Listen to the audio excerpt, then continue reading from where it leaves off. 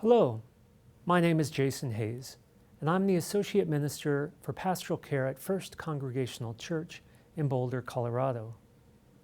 In this video, we will discuss the grief experience of family members of a person who has died by suicide and offer some do's and don'ts for reaching out to them.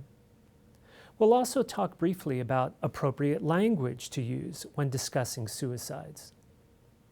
First, let's define the term suicide survivor. The way we use the term, a suicide survivor, is a loved one or a family member impacted by the suicide. After a suicide, survivors often turn to clergy for support. Most likely, you have offered comfort and support to many grieving families. While they have many similarities with others who are grieving a loss, suicide survivors have some unique characteristics that complicate their grieving. Here are some ways the survivor's grief experience differs from others. Often, family members feel intense guilt, anger, and shame because they did not anticipate the suicide, whether or not there were warning signs. As with other types of trauma, the grieving process can be complicated and difficult. Shock, disbelief, and denial are not uncommon emotions. If the deceased person has caused intense conflict, grieving can be complicated by a sense of relief. Embedded religious beliefs, for example, that suicide is a sin, can also complicate grieving. If the survivor discovered the body, trauma may be prolonged.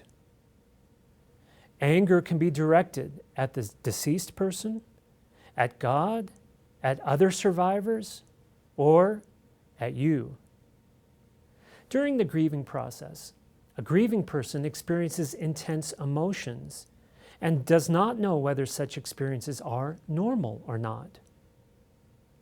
Survivors report that they are often encouraged by others to move on before they are ready.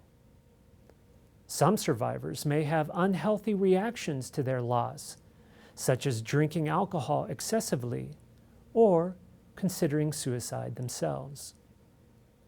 Now, let's go over some basic do's and don'ts. Keep in mind that your main role is to be a non-judgmental supporter. The do's include: do encourage family and friends to attend the funeral or memorial service. Do be available and encourage survivors to express their feelings. Do accept the survivor's feelings, no matter how intense they may be, and reassure them their feelings are normal. Do respect the survivor's pace of grieving. Don't try to hurry them. Do encourage everyone in your faith community to offer support, comfort, and acceptance. When in doubt, do ask, how can we support you at this time? Do seriously reflect on your own theological beliefs and struggles with respect to suicide, and make sure you are not imposing them on survivors. Here are a few things to avoid. Don't offer platitudes, such as, he's in a better place, or God needed him in heaven, or it was her time.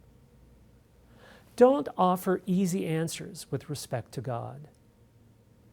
Don't try to avoid the fact that the death was a suicide. And don't tell the survivor they'll get over it. Next, let's talk about appropriate language that will help you be sensitive to the survivor's needs. Talk with survivors about their deceased loved one in the same way you would about any other person who has recently died. In most cases, your openness will help survivors overcome the shame and the guilt that they may be feeling. Avoid using the word committed with respect to suicide. Committed is usually associated with sins or with crimes. Instead, use phrases such as died by suicide or took his or her life. Explain suicide as the worst possible outcome of mental health problems, rather than romanticizing it as a valiant struggle. And do not refer to successful or failed suicides. Now let's conclude with a few suggestions for offering short-term and long-term support for survivors. Your faith community can be an important resource of love and support and comfort for suicide survivors. Offer the same gestures of kindness you extend to other persons who are grieving the loss of a loved one. Make a point of intentionally drawing survivors into the fabric of your faith community through deliberate inclusiveness. Encourage family members to find a support group for survivors of suicide. If no such support group exists in your community, consider recommending professional counseling with a therapist experienced with suicide survivors.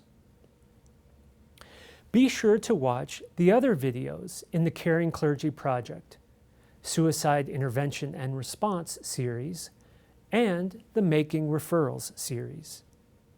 Remember, you can be a key person in helping your congregants find hope and reassurance, and help connect them to life-saving resources. Thank you for being a caring clergy.